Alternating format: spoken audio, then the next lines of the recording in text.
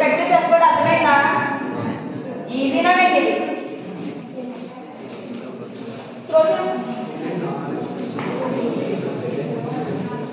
Finding next concept అమ్మా,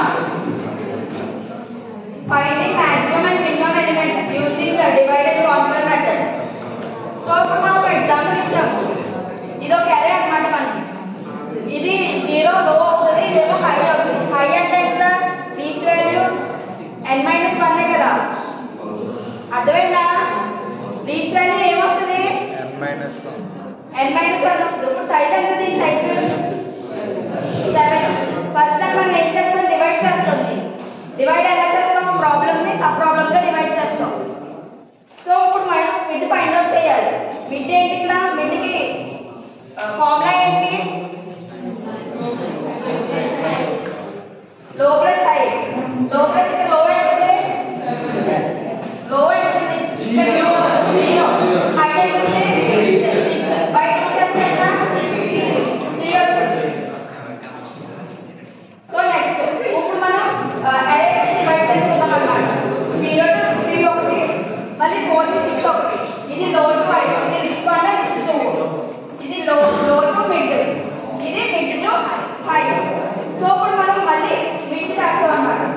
mid ఏంటి? Formula లో ప్లస్ హై బై 2 అని చేస్తే ఇక్కడ ఎంత ఉంది? 1 వచ్చింది.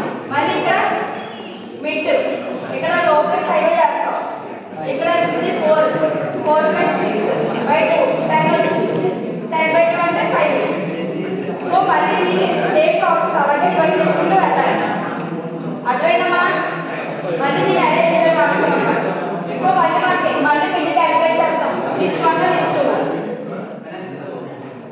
సో అలా క్యాలిక్యులేట్ చేసుకుంటూ మనకి ఇక్కడ మాక్సిమం ఎంత ఉంది, మినిమం ఎంత నెంబర్ ఉంది అని చేసుకోవాలి. సో ఇక్కడ ఆగిపోవాలి. ఇప్పుడు మాక్సిమం అంటే మనకి ఎంత వస్తుంది? హైయెస్ట్ వాల్యూ వస్తుంది. మినిమం అంటే మాక్సిమం ఎంత వాల్యూ వస్తుంది? మాక్సిమం ఇప్పుడు హై వాల్యూ కదా వస్తుంది, మినిమం లో వాల్యూ వస్తుంది. సో ఇదన్నమాట మాక్సిమం అండ్ మినిమం. రాసుకుంటారమ్మా?